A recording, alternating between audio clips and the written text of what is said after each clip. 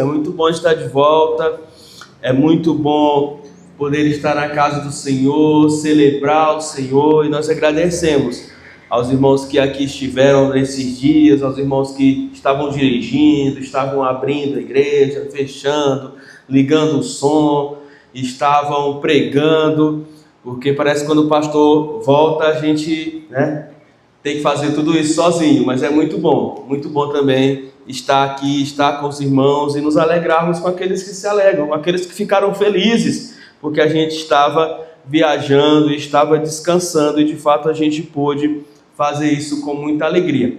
E eu queria começar, eu descansei bastante, pude aproveitar esse tempo todo. E ao voltar, eu já queria tratar um assunto com os irmãos. Eu queria perguntar para os irmãos qual é a parte mais importante do culto que a gente oferece ao Senhor, do culto que a gente diz culto público.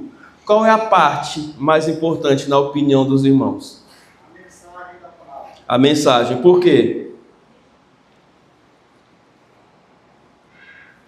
A gente tem isso, A gente diz, olha, até às vezes um dirigente, quando antecede o pregador, diz, olha, atenção, porque agora é a hora da mensagem, da palavra de Deus. Mas por que será?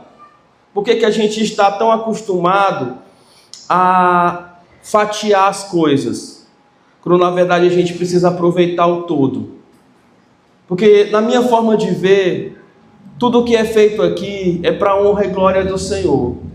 Então não tem oração sem sentido, não tem música, ou não deveria ter, sem sentido, não tem compartilhamento inadequado, não tem nada aqui que não seja santo ou consagrado ao nosso Deus. Tal qual a mensagem, tal qual as canções, a oferta, o dízimo, o parabéns que a gente dá a um amigo, a um irmão, a um conhecido. Tudo isso é importante. E por que eu estou falando sobre isso? Porque até onde eu lembro, o culto da Igreja Batista Central no domingo pela manhã se inicia 8 horas, irmãos. Se a gente chega atrasado no aeroporto, o que acontece? Perde o avião. Se a gente chega atrasado no Enem, o que acontece? Fica do lado de fora e não faz a prova naquele ano. Então a gente precisa ter, irmãos, coerência com tudo na nossa vida. E eu sou pastor, eu conheço cada um de vocês, não precisam de desculpas para mim. Eu sei que as mulheres que têm marido não crente têm que começar a fazer o almoço cedo. E isso às vezes impede dela chegar aqui 8 horas. Eu sei que o irmão Marcelo, a irmã Aparecida, vem lá do Cidade Nova com 2 gêmeos pequenos, e é longe, e é complicado para chegar aqui 8 horas. Mas eu também sei que cada um de nós pode se cobrar um pouquinho mais e chegar no horário. Porque às vezes eu fico sentado lá atrás, não é porque eu gosto de ficar em computador, não. É porque a pessoa que ficou responsável por ficar lá não chegou no horário dela. Aí eu tenho que ligar som, ligar computador, ficar lá, e às vezes, em vez de estar concentrado na mensagem, fazendo outras coisas. Porque às vezes não foi o caso hoje, irmã Gisele, o dirigente não chega no horário. Então vamos ficar atentos a isso, irmãos. Domingo de manhã, 8 horas. Eu vou chegar só na hora da mensagem, você vai perder o louvor, você vai perder as orações. É por isso que eu falei, não tem mais parte importante ou menos importante. Tudo aqui é importante. Tudo aqui é para o louvor, honra e glória do nosso Deus. Então vamos nos atentar a isso à noite, 19 horas, quarta-feira, 7h30. Eu chego 5 para as 8, 10 para as 8, 15 para as 8 aqui, só está a irmã Espírito Santo. E às vezes ela está de porta fechada. Por quê? Porque, dada a violência da cidade, ela fica com medo de abrir a porta sozinha aqui, uma mulher indefesa, ficar. Aí quando dá 8h30, a igreja lota. Graças a Deus que lota. Nós vamos chegar no horário. Vamos nos atentar a isso. Amém? Amém. Agora sim, vamos começar a mensagem, Você que está no YouTube que nem veio, fica esperto. Mas vamos nos atentar ao tema da mensagem. Há um tempo atrás, rodou uma propaganda publicitária muito importante que virou meme, e a internet, a energia está falhando bastante, Que virou meme, que era o Brasil que queremos. Os irmãos lembram disso? Exatamente, né? Foi da Globo, tudo mais lá. O Brasil que nós queremos era assim, assim, assado. Então tinha muito isso. Eu quis olhar para um livro específico da Bíblia e fazer essa pergunta em relação a nós, a igreja que nós queremos ser. A igreja que nós queremos ser. E aí a gente vai encontrar as respostas nesse livro. Então vamos abrir nossas Bíblias no livro de Gálatas, carta de Paulo aos Gálatas, e vamos responder aqui algumas coisas sobre a igreja que nós queremos, segundo o que Paulo escreve aos Gálatas. Não sei se teve algum aviso durante essa semana sobre questão de falta de energia ou interrupção, mas eu acho que eles devem estar fazendo algum reparo aí na rede.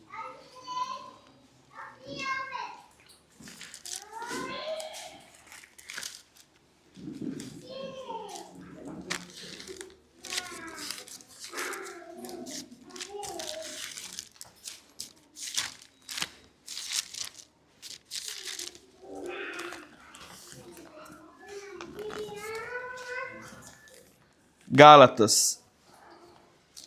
Depois de 2 Coríntios, antes de Efésios. O Marcos Sanieri está por aí? Só para desligar lá o no break, senão vai descarregar a bateria.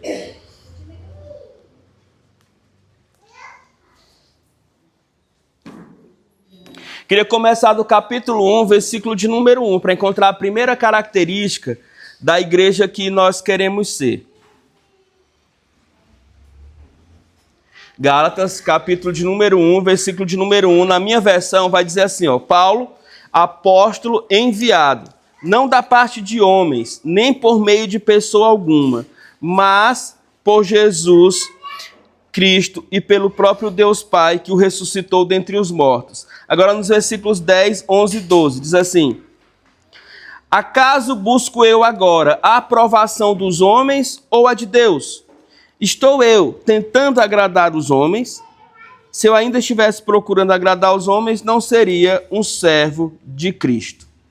É interessante que a primeira característica que eu vejo Paulo relatando é essa comunidade, porque Gálatas é não só uma igreja, mas é uma espécie de arquipélago, ou seja, uma reunião de ilhas, onde o povo de Deus se reunia ali. Por isso que aquela região era chamada, muito obrigado, meu Marcelo, era chamada de região da Galácia, onde os Gálatas moravam. E a primeira característica que eu vejo Paulo destacando sobre uma igreja que nós devemos ser, é que nós devemos ser uma igreja de Deus e não dos homens. Amém? E isso é maravilhoso, irmãos, porque servir a Deus é ter essa consciência de que nós não estamos aqui para agradar... Deixa eu ver se estabiliza, Júnior, a gente liga, tá? Não estamos aqui para agradar homens, autoridades. Não estamos aqui para buscar o favor das pessoas. A igreja primitiva, aquela igreja descrita ali no livro de Atos, ela é uma igreja que está em constante oração, que ela está sob a base do ensino dos apóstolos, a chamada doutrina dos apóstolos, ela está em comunhão consigo mesma, com Deus, e ela tem a simpatia da sociedade. Mas ela não faz as coisas ao contrário, ou seja, ela não busca primeiro a simpatia dos homens, não. Ela, por ser uma igreja séria, por cuidar dos menos favorecidos, por ajudar as viúvas, os órfãos, e por exercer a sua fé de forma límpida e de forma clara, ela tem a simpatia das pessoas. O apóstolo Paulo deixa bem claro, irmãos, que o nosso coração e o nosso alvo de vida não deve ser o agradar de pessoas. Porque do que adianta agradarmos as pessoas e desagradarmos a Deus? O grande erro ao longo da história da igreja, não estou falando das igrejas, mas da igreja, ou seja, de todos aqueles que se dizem cristãos ao longo do tempo, foi justamente a concessão, ou seja, a abertura da igreja para modas, para comportamentos e para a cultura humana, o que fez com que a igreja pudesse agradar aos homens e desagradar a Deus. Então, a primeira característica da igreja que queremos ser é uma igreja que é de Deus e não de homens. E glória a Deus pela visão do apóstolo Paulo nisso. Agora, ainda no capítulo 1, versículo de número 20, ele nos mostra uma segunda característica. Ele diz assim, olha, quanto ao que escrevo a vocês, afirmo diante de Deus, não minto. Perdão, afirmo diante de Deus que não minto. A segunda característica de uma igreja que devemos ser é que nós devemos ser uma igreja verdadeira. Uma igreja que está longe da falsidade. E toda a igreja é formada por pessoas falhas, por pessoas que por volta, ou volta e meia, como a gente diz, caem em suas próprias incoerências. Mas mesmo assim, precisamos ter um lugar e cultivar um lugar onde se fala a verdade em amor, onde a sinceridade deve ser a característica principal do cristão, onde nós olhamos olho no olho das pessoas e não tememos a reação delas ao falarmos a verdade. Um lugar onde não tenham máscaras, onde não tenham melindres ou medo de falar. É por isso que nos evangelhos, quando o Senhor Jesus, o nosso Deus, vai instruir os discípulos, ele diz, sejam a conversa de vocês, sim, sim, e não, não. E ele não está dizendo, olha, vocês só devem falar isso. Não. Ele está dizendo, seja o que vocês confirmarem, verdade. E o que vocês negarem, também seja negação. Ou seja, que não se encontre de forma diferente.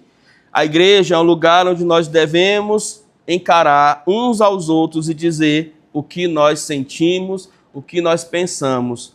E a partir dali resolvermos toda e qualquer situação pendente. A gente precisa viver assim.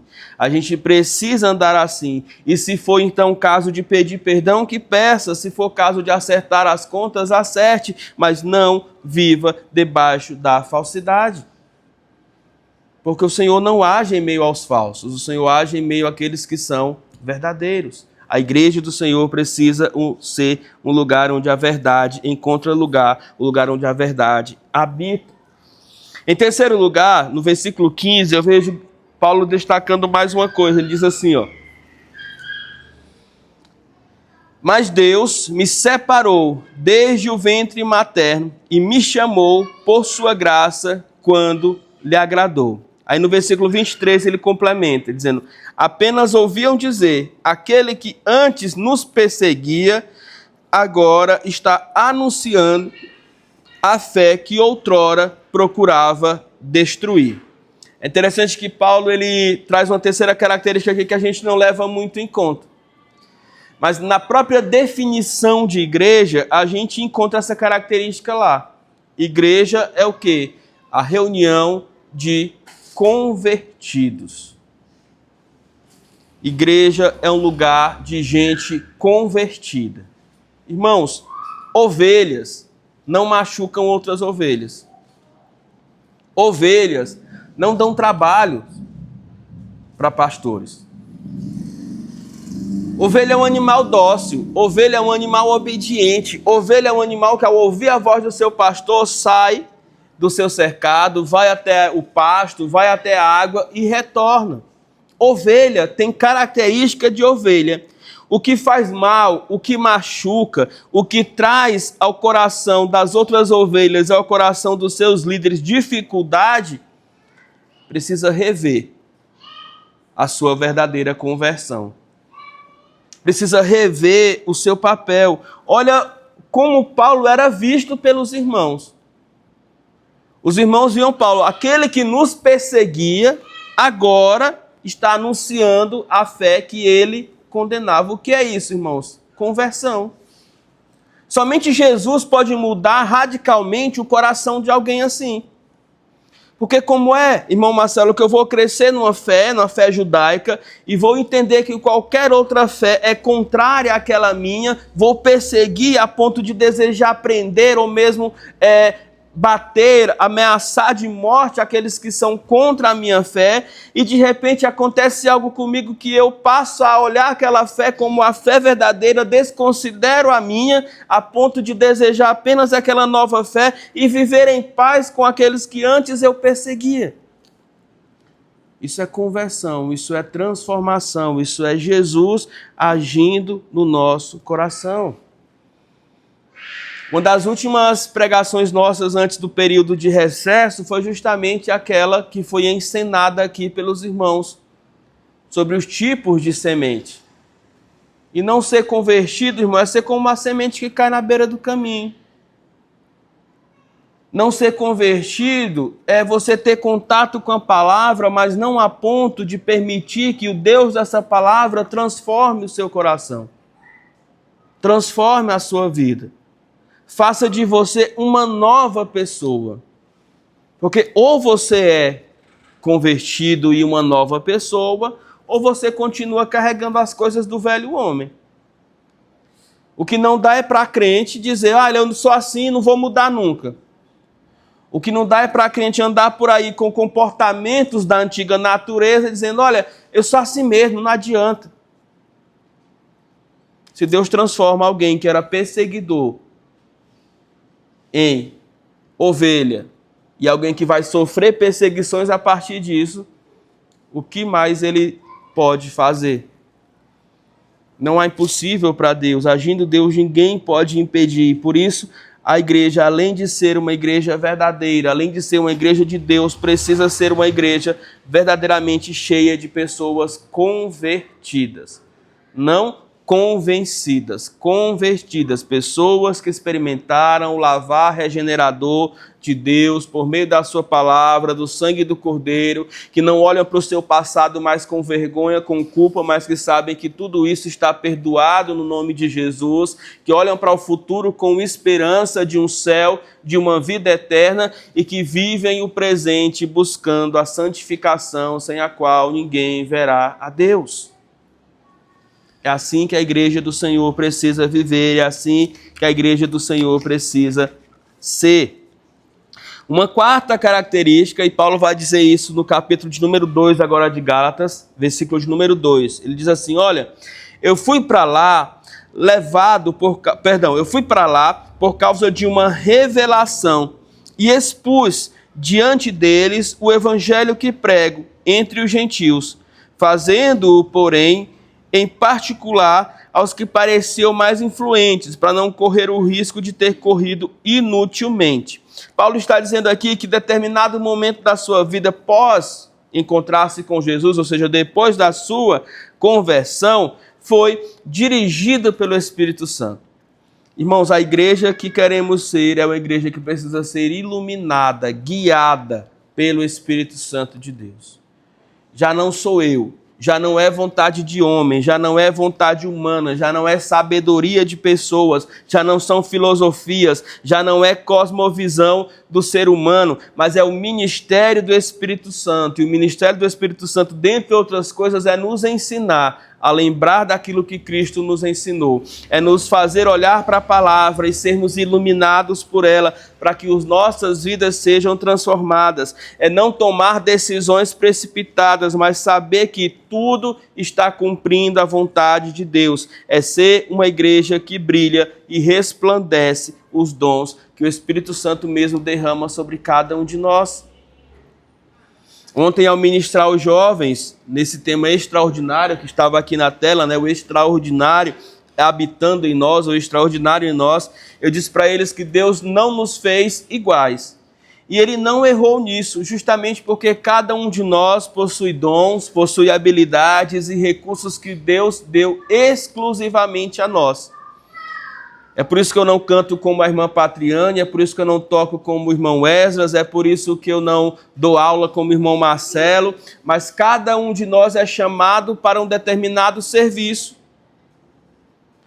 E esse serviço precisa ser cumprido à maneira que nós nos disponibilizamos, ouvimos, damos crédito à voz do Espírito Santo em nós. Aquilo que Ele deseja fazer. Paulo, em determinado momento, desejava continuar sua segunda viagem missionária para um sentido. Mas ouvindo o Espírito Santo dizer, olha, passa para Macedônia, vai para essa região, ele então cede, para com aquela sua vontade inicial e obedece à voz do Espírito Santo. Irmãos, assim precisa ser o nosso ministério, assim precisa ser a nossa igreja. Ouçamos a voz do Espírito Santo que guia a todos nós. Sabe, quando o povo peregrinava pelo deserto, eu fico imaginando como é que esse povo acertava o caminho. Mas há algo que acalenta naquele texto.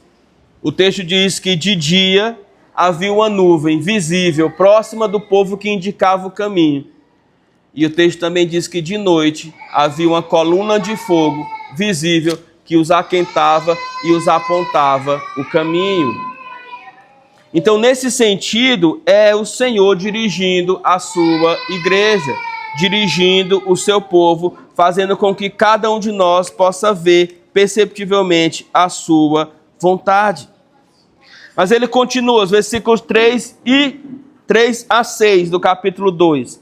Ele diz assim, mas nem mesmo Tito, que estava comigo, foi obrigado a se circuncidar, apesar de ser grego. Essa questão foi levantada porque alguns falsos irmãos infiltraram-se no nosso meio para espionar a liberdade que temos em Cristo Jesus, e nos reduzir à escravidão da lei. Nós não submetemos a eles nem por um instante, para que a verdade do evangelho permanecesse com vocês.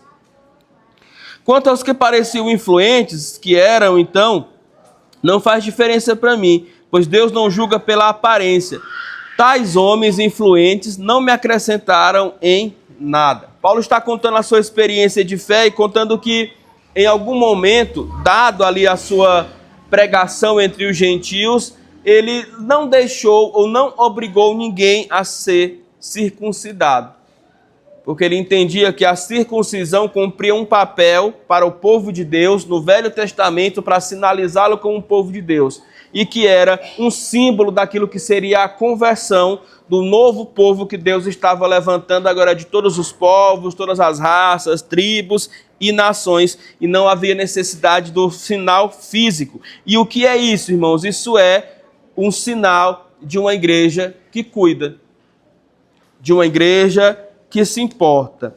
A igreja precisa ser um lugar de proteção para as pessoas. A igreja precisa ser um lugar de acolhimento para os seus membros, para os seus congregados, para todos aqueles que chegam aqui. Precisamos oferecer espaços seguros onde as pessoas sintam-se bem, onde as pessoas não tenham medo de vir, de trazer suas famílias, de trazer os seus filhos. Se nós não formos aqueles que vão abrir a porta para receber casais e filhos, para recebermos jovens, adolescentes, para recebermos pessoas em qualquer estágio da sua vida e cuidarmos da vida delas, onde essas pessoas vão encontrar abrigo?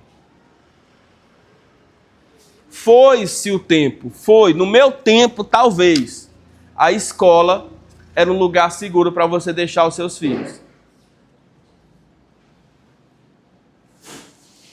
Talvez nesse tempo fosse, e eu estou falando aí da década de 90, tempo que eu ia para a escola.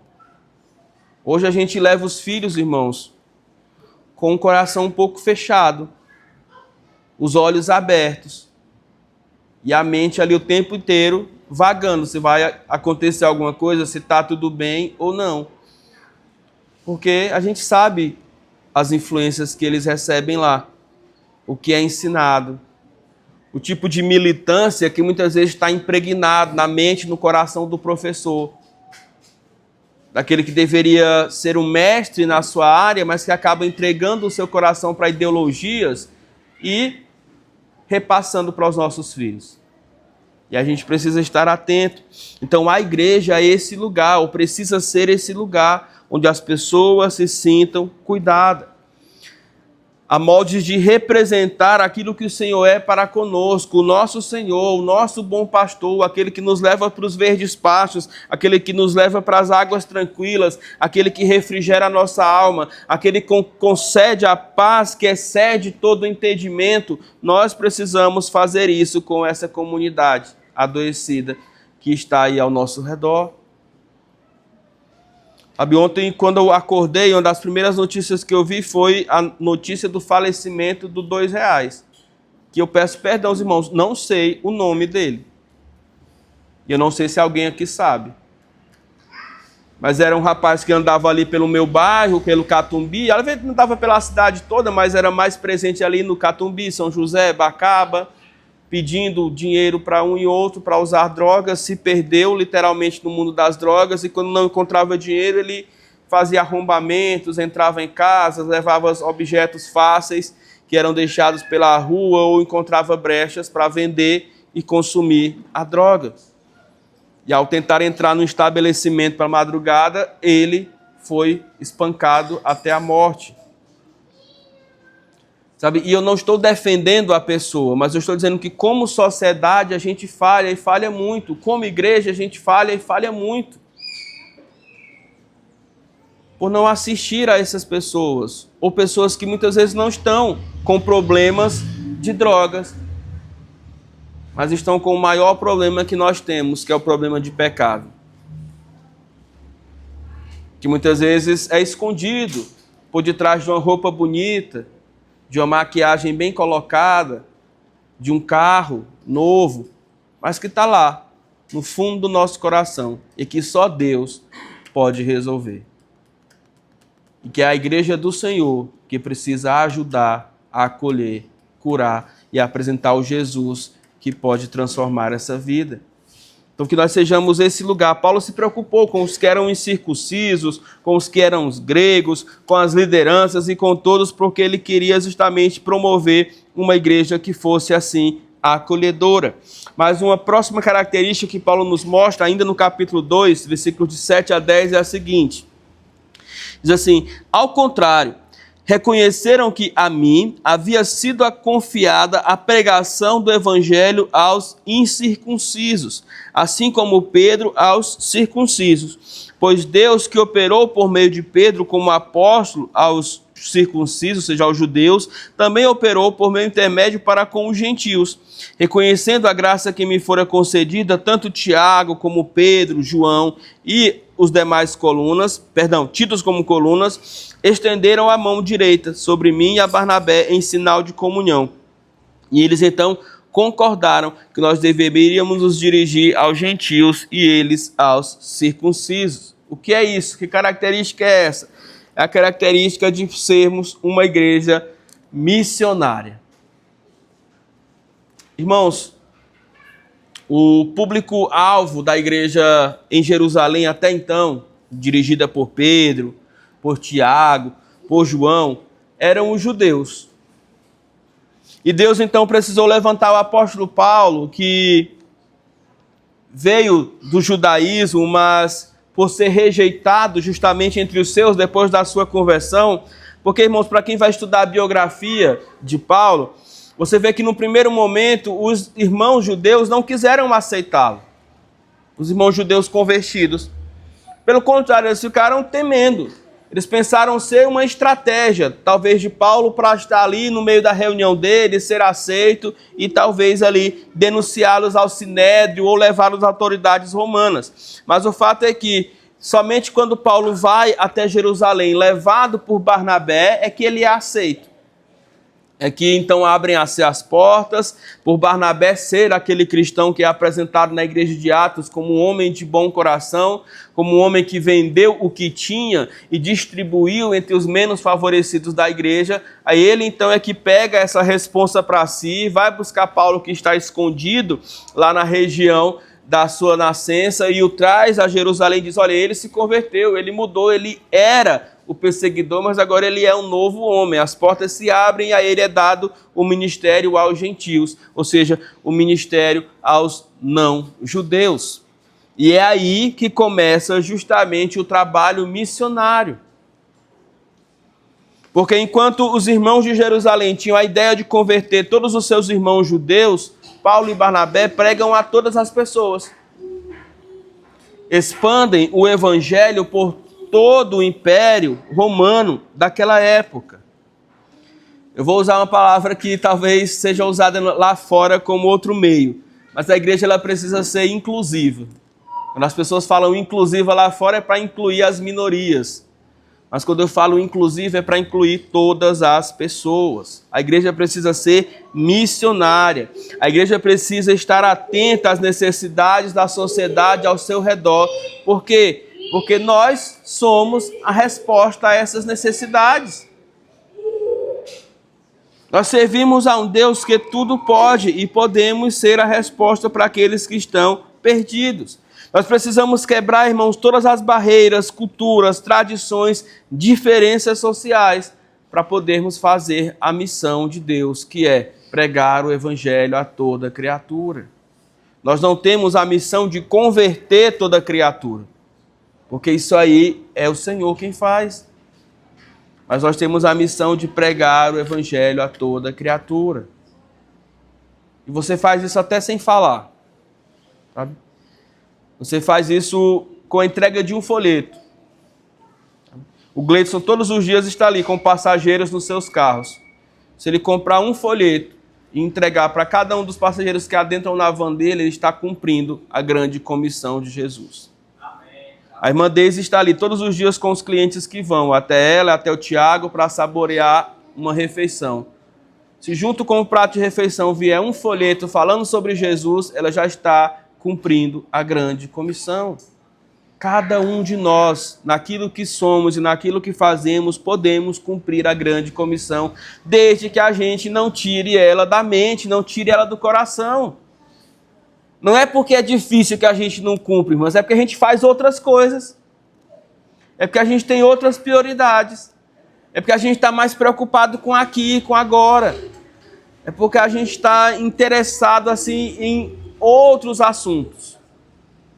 Muitas outras coisas. Quando, na verdade, todas essas coisas deveriam ser colocadas aos pés de Deus, sob os cuidados de Deus, e a gente focar naquilo que era principal. Precisamos ser uma igreja missionária. Precisamos ser uma igreja que avança ao longo dessa sociedade e dessa cidade que moramos pela fé. E é exatamente sobre fé que fala a última característica, versículo de número 20 a 21. Gálatas 2, 20 a 21 diz assim: fui crucificado com Cristo, assim já não sou eu quem vive, mas Cristo vive em mim. E a vida que agora vivo no corpo, vivo pela fé no Filho de Deus que me amou e se entregou por mim. Não anulo a graça de Deus, pois se a justiça vem pela lei, Cristo morreu inutilmente. Precisamos ser uma igreja cheia de fé. A vida do apóstolo Paulo foi transformada a partir do seu encontro com Jesus.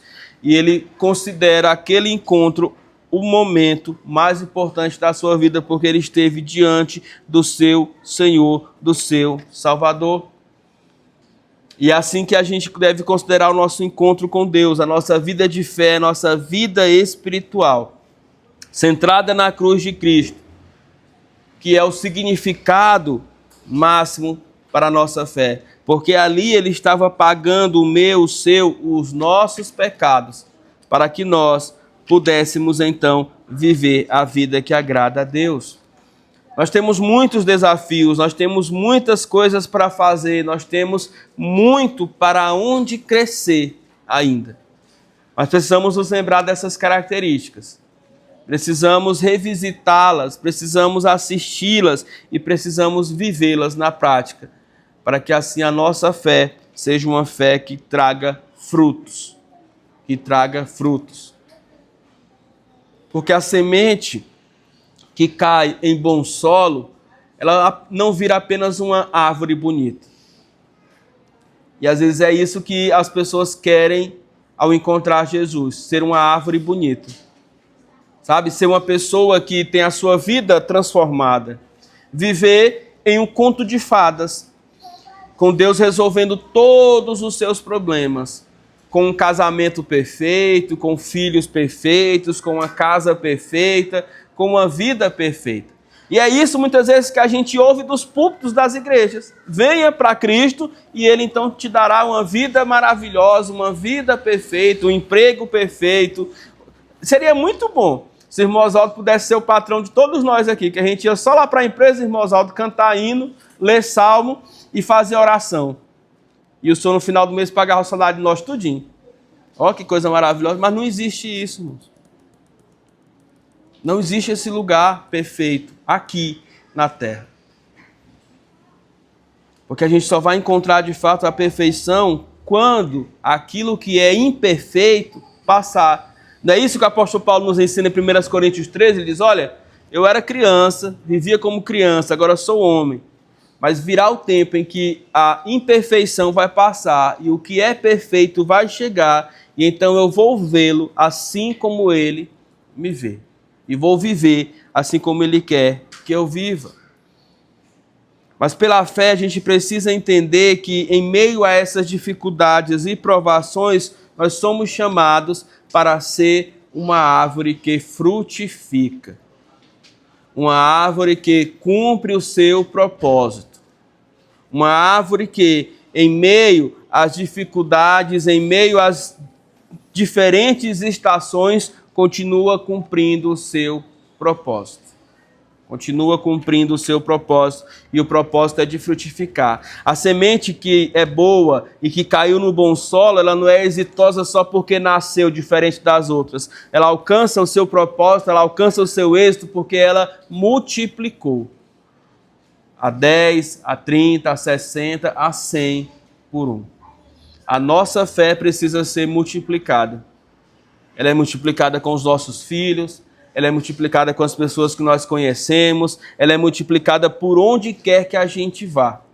Mas ela precisa ser multiplicada para que o Senhor possa ser louvado por muito mais pessoas. Precisamos pensar sobre isso, precisamos desejar isso, para que na prática nós sejamos individualmente e coletivamente a igreja que o Senhor mostra que nós devemos ser mediante a sua palavra. Amém? Amém. Vamos ficar de pé e vamos orar.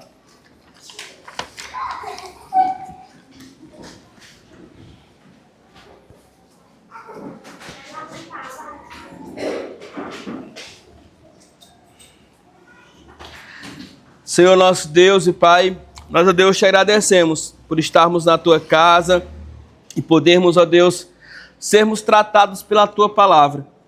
Começamos, ó Deus, ouvindo e lendo e aprendendo do Senhor que nós não estamos aqui para agradar homens. Nós não estamos aqui, ó Deus, para fazer o bem, visando, ó Deus, a benevolência, a bem-querência uns dos outros.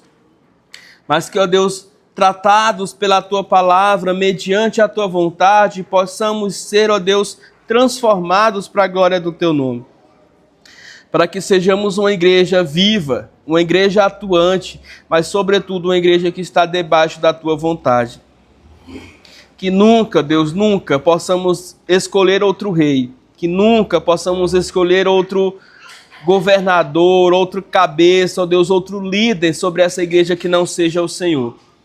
Que o Senhor tenha a primazia sobre as nossas vidas, ó Deus, e que nós sejamos direcionados pelo Teu Santo Espírito que está, ó Deus, habitando em cada um de nós.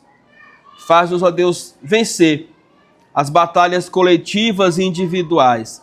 Aquelas batalhas, ó Deus, pequenas que travamos no nosso coração. Cada vez, ó Deus, que nós nos inclinamos para o mal, nós nos inclinamos, ó Deus, para o pecado, que nós nos inclinamos para aquilo que é contrário, ó Deus, à Tua vontade.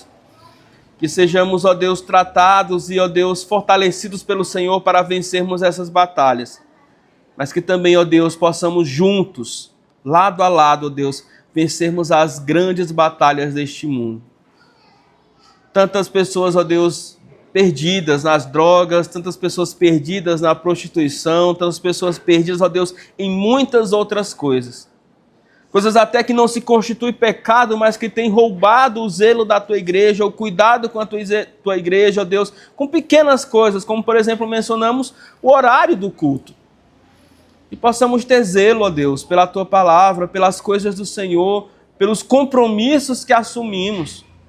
Que possamos nos organizar melhor, ó Deus, para que, diante do Senhor, não sejamos mais, ó Deus, flagrados nesse, ó Deus, pecado. Que possamos, ó Deus, olhar para tudo que o Senhor nos ensinou nessa manhã e guardarmos, ó Deus, no nosso coração a semelhança de Davi, o salmista, ó Deus, para que possamos no futuro dizer: guardei a Tua palavra no coração para não pecar contra Ti. Mas esse mesmo Davi também diz: Pai, perdoa-me pelos pecados conscientes e inconscientes que muitas vezes cometemos. É diante do Senhor que rogamos misericórdia, diante do Senhor que rogamos por perdão, ó Deus. Pois o teu Filho veio, ó Deus, para nos perdoar, para ser essa oferta pelo sacrifício perfeito, a fim de que nós sejamos justificados. Muito obrigado, ó Deus, pela comunhão. Muito obrigado pelo domingo, ó Deus, que é o dia que nós temos para juntos estarmos aqui te louvando, seja pela manhã, seja à noite. Que o Senhor continue a nos abençoar, Deus, agora, nesse tempo em que a tua igreja se reúne em salas, em escola bíblica dominical. Seja com cada professor, com cada aluno, que o Senhor seja aquele que continue a nos ensinar magistralmente. É a nossa oração e a nossa gratidão no nome de Jesus. Amém. Amém. Vamos orar silenciosamente, depois nos dividirmos na sala da escola bíblica dominical.